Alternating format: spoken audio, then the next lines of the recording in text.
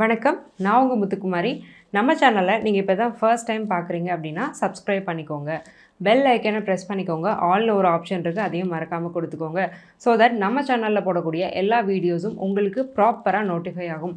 இந்த வீடியோவில் நம்ம என்ன பார்க்க போகிறோம் அப்படின்னா, செப்டம்பர் 2024க்கான மாத ராசி பலன் தெளிவாக பார்க்க போகிறோம். என்னென்ன நடக்க போகுது, மாத கோள்கள்லாம் எங்கெங்கே டிரான்சிட் ஆகிருக்கு, உங்கள் லக்கி நம்பர் என்ன, லக்கி கலர் என்ன, லக்கி டே என்ன, சந்திராஷ்டமம் என்னைக்கு, எதை செய்யலாம் எதை செய்யக்கூடாது, டீட்டெயிலாக பார்த்துடலாம். இந்த மாதம் மாதக்கோளான சூரியன் செப்டம்பர் 17ஆம் தேதி சிம்மத்திலிருந்து கன்னிக்கும், மாதக்கோளான சுக்கிரன் செப்டம்பர் 18ஆம் தேதி கன்னியிலேருந்து துலாம்க்கும் டிரான்சிட் ஆகிருக்கிறாங்க. புதன் சிம்மத்தில் இருக்கிறாரு, செவ்வாய் மிதுனத்தில் இருக்கிறாரு, கடகத்தில் சந்திரன் இருக்க இந்த மாதம் பிறந்திருக்கு. மித்தம் இருக்கிற வருடாந்திர கோட்கள்லாம் எந்த மாற்றமும் இல்லை. சரி, இந்த மாற்றங்கள் எந்த மாதிரியான சேஞ்சஸை ஒவ்வொரு ராசிக்கும் கொண்டு வர போகுதுங்கிறத தான் நம்ம பார்த்துட்ருக்கோம்.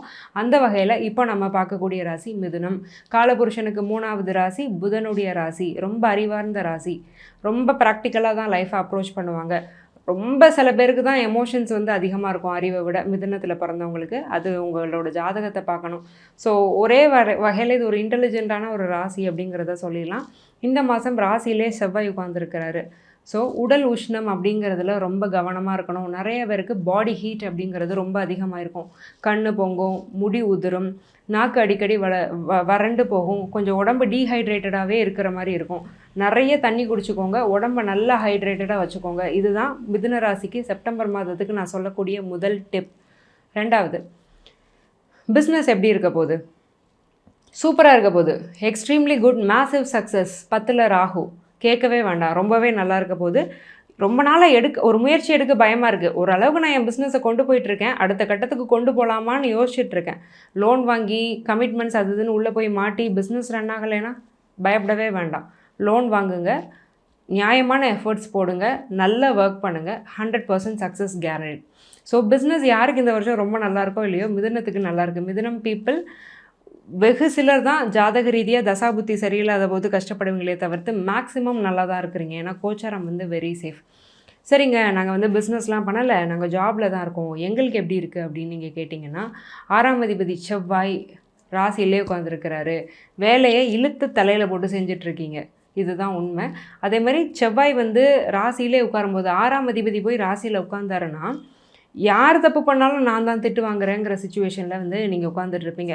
ஒரு விஷயம் நல்லா அழகாக பண்ண போவீங்க, அழகாகவும் பண்ணி முடிப்பீங்க. பட் அதுக்கான ரெகக்னேஷன் அப்படிங்கிறது கிடைக்காது. கூட இருக்கிறவங்க குழிப்பறிப்பாங்க. நெகட்டிவ் எனர்ஜி அப்படிங்கிறது ரொம்பவே நிறையா இருக்கும் ஒர்க் பிளேஸில். ஸோ இதை இந்த ஒரு மாதம் நீங்கள் பேர் பண்ணிக்கோங்க. அடுத்த மாதம் செவ்வாய் கடகத்துக்கு வந்துடுவார், நீசமாகிடுவார். 6ஆம் அதிபதி நீசமாகிறது அந்த அத்தனை எதிர்ப்புகளை நீங்கள் ஃபேஸ் பண்ணீங்க இல்லையா, அதுக்கு சேர்த்து ஒரு பலனை உங்களுக்கு கொடுத்துரும். நான் கஷ்டப்பட்டதுக்கு ஒரு நல்ல பலன் கிடச்சிருச்சு, எனக்கு அப்போ பேர் கிடைக்கல, பட் அடுத்த மாதமான அக்டோபரில் எனக்கு பேர் கிடச்சிருச்சு, நான் போட்ட எஃபர்ட்ஸ் வீண் போகலை, என்னுடைய தொழில் என்னுடைய வேலை அப்படிங்கிறது இப்போ சரியாயிடுச்சு அப்படின்னு நீங்கள் நெக்ஸ்ட் மந்த் நிம்மதி பெருமூச்சு கண்டிப்பாக விட போகிறீங்க. அதனால் நீங்கள் உங்கள் வேலையை கரெக்டாக பார்த்துருங்க. சரி, ஓகேங்க.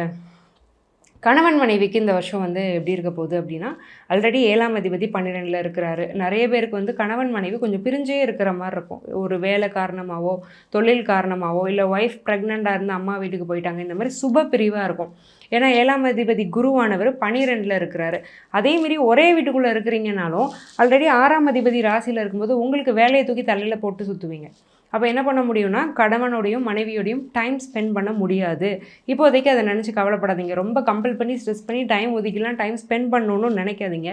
ஏன்னா ராசி மேலே செவ்வாய் உட்காரும்போது உங்களுக்கு தப்பாக புரிஞ்சுப்பீங்க. ஒருத்தர் ஒன்று நினைப்பாங்க, நீங்கள் தப்பாக புரிஞ்சுப்பீங்க. லேட்டர் நீங்களே யோசிப்பீங்க, ஐயோ இவங்க இப்படி தான் பண்ணியிருக்காங்க, பட் நம்ம தேவையில்லாமல் தப்பாக நினச்சிட்டோமே.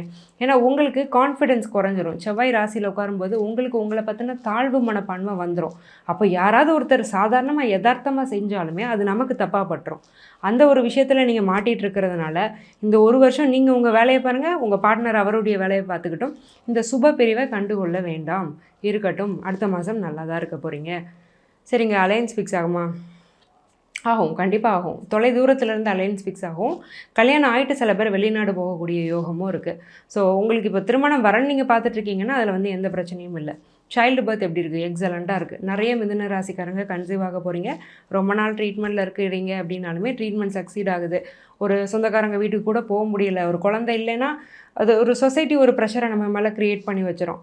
எல்லாமே இருக்குது, ஒரு குழந்தைக்கு டிலே ஆகிட்டுருக்குன்னு நான் 4 வீட்டுக்கு போகிறது கூட இல்லை, ஃப்ரெண்ட்ஸுக்கு கூட கால் பண்ணுறது இல்லைன்னு நிறைய பேர் இருந்திருப்பீங்க.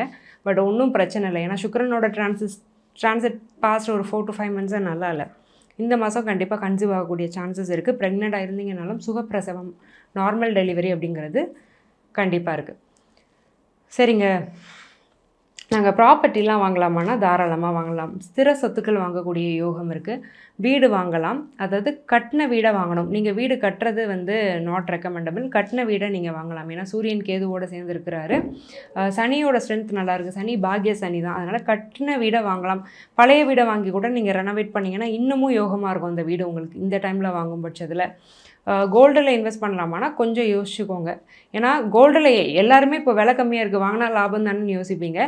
நீங்கள் இப்போ வாங்கலாம், ஆனால் ஃப்யூச்சரில் அது எந்த சூழ்நிலையில் அந்த கோல்டு உங்களுக்கு எப்படி உதவுதுங்கிறத தான் இந்த கிரக அமைப்பு குறிக்கும்.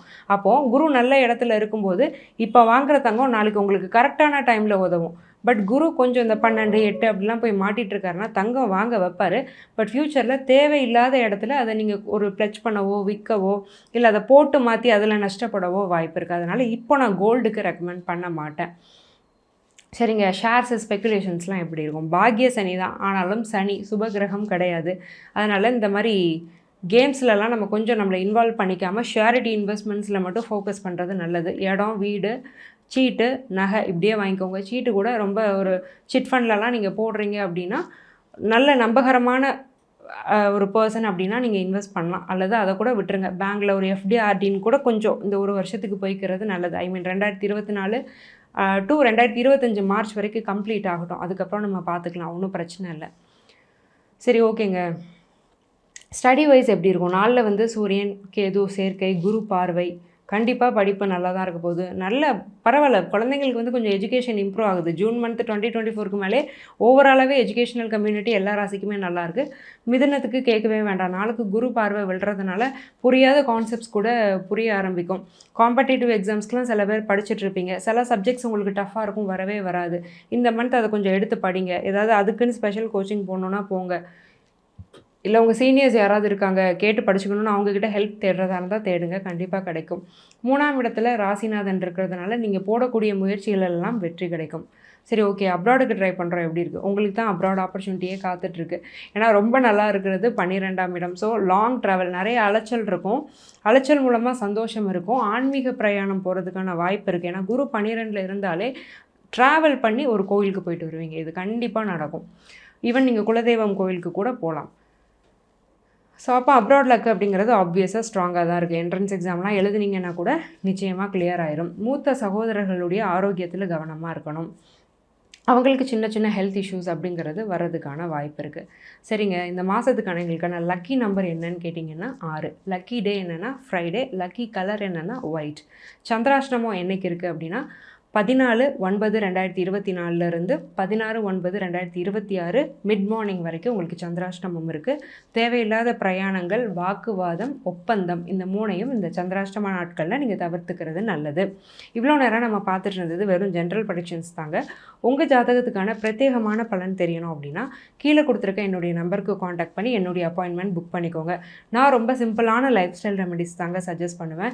அதை பயன்படுத்தி நல்லா ஆனவங்க நிறைய பேர். அந்த வரிசையில் நீங்களும் இடம் பெறணும்னு நான் மனசார வாழ்த்திக்கிறேன். அந்த பரிகாரங்கள் எப்படி இருக்கும்னா, நீங்கள் டே டு டே லைஃப்பில் பண்ணக்கூடிய ஒரு கோவிலுக்கு போகிறது, ஆஃபீஸ் போகிறது, சாப்பிட்றது, இந்த மாதிரி ஈஸியாக பண்ணக்கூடிய லைஃப் ஸ்டைல் ரெமெடிஸ் தான். ஸோ அதை நீங்களும் பெனிஃபிட் ஆகணும்னு நான் மனசார வேண்டிக்கிறேன். ஆல் தி வெரி பெஸ்ட் மிதுனம். நன்றி, வணக்கம்.